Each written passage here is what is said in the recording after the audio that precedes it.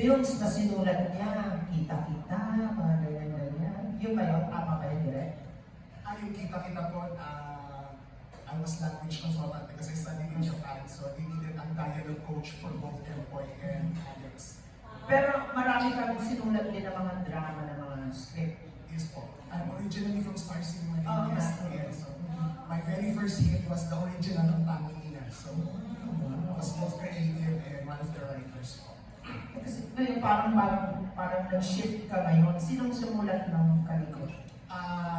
Nigel Santos was the episode writer. Head writer po si JC Pacala. Yes, this is my first.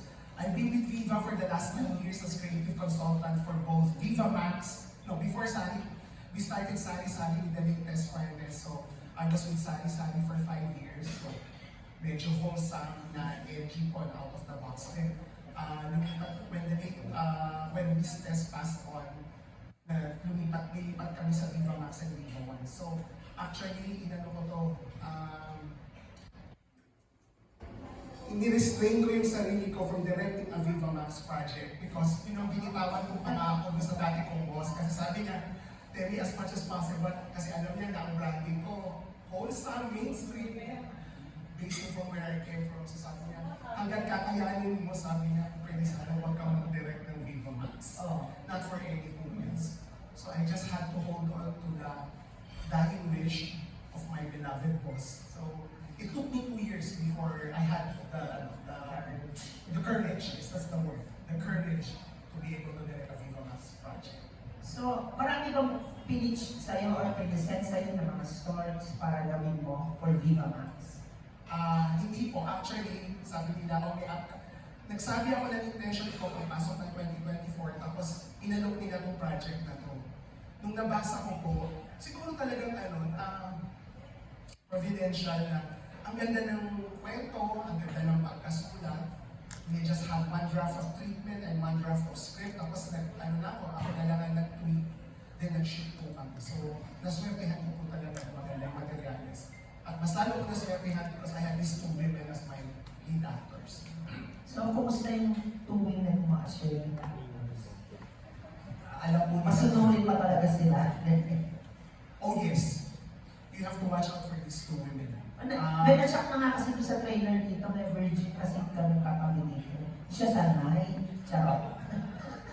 I had to watch ko yung mga nagawa ng Viva Max episodes. I wanted to set sana my treatment, my visual treatment apart from the other. So, ang pinakamalaki ko pong concern ay ma-validate ko yung mga artista.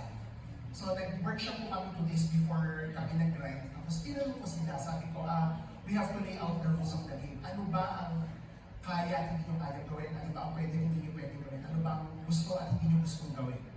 So, I was very clear about it. Pwede bang hawakan, isilin, kagatin, namasin, what have you, diba? So, sila tinitingnan lang nila kung gano'n. Sabi nila, ano naman direct, walang problema. So, ako parang ako, totoo kaya ito, parang ganyan. Tapos, basta ang sabi lang nila, basta walang direct contact sa sensitive parts, walang penetration is the only awkward I can think of. Sabi ko, definitely hindi, mawawalan tayo para ng trabaho, sabi ko. So nung po kami, nag-mount na ako ng eksena. So hanggang maaari, dinili ko for the day, sabi ko sa AD ko, huwag mo naman ako bigyan ng parang alas 10 pa lang ng umaga, nagpapamang ka na ng sexy. Sabi ko, pwede bang i-delay natin? Tapos, the first one I did was yung kay Sheila and kay Van Allen ko. Now, one day, kasi hindi ako humihinga, nakagano ako sa monitors ko. Tapos, gusto syempre yung mga kasama ng dasal-dasal yan, di ba? Tapos, nakita ko, ganyan. So, syempre, dahil sasapaw yung instructions ko sa audio nila. So, hanggang kalmado ko sinabi niya ako.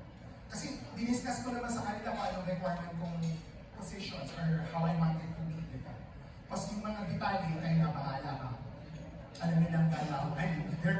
They've got more Viva Max projects than I have. It was my first, so pinaubaya ako sa kanila. At hindi naman ako nabigo. So much so na alam mo, Sheila to. Pagkatapag sigaw ko po ng katumak po talaga ako sa bayan, bumabulin ako kasi na-overwhelm ako.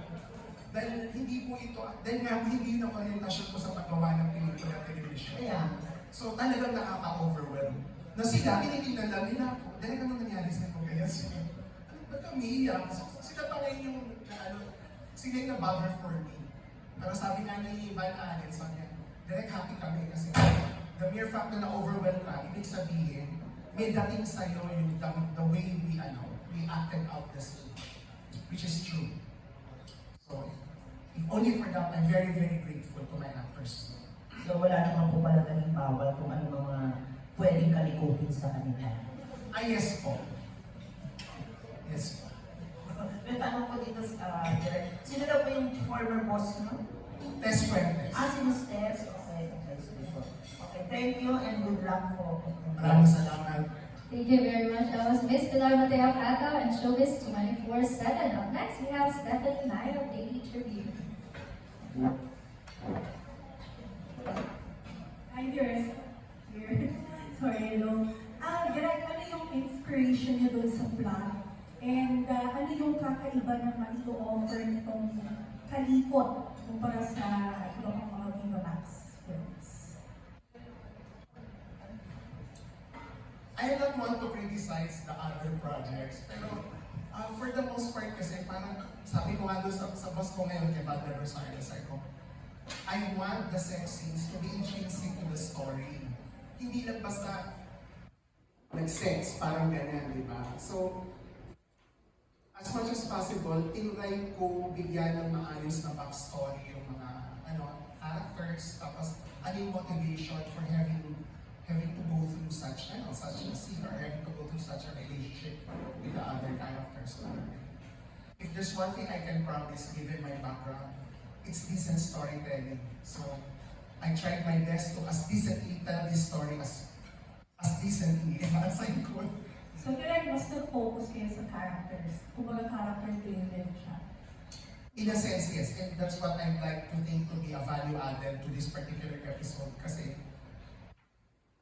sabi ko nga, I tell my fellow directors, ang problema pag sa mga ganitong klase ng material, pag adult ang theme, yung mga eksena itself, the audience gets to be desensitized pag di ba, if you watch it over and over again. So anong magiging pulot ng audience mo, ng manonood mo? Maayos ang pagkukwento at sumakay sana sila dun sa character na kaya pala ginawa yun kasi ganun yun dito siya nanggagaling, di ba? Dito siya parang ganun. Kumbaga makaka-relate din yung Oh yes po, very much.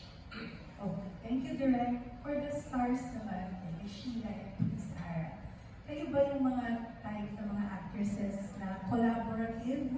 For example, do you talk to Direk about your ideas pagdating sa pag-atake ninyo sa inyong mga roles?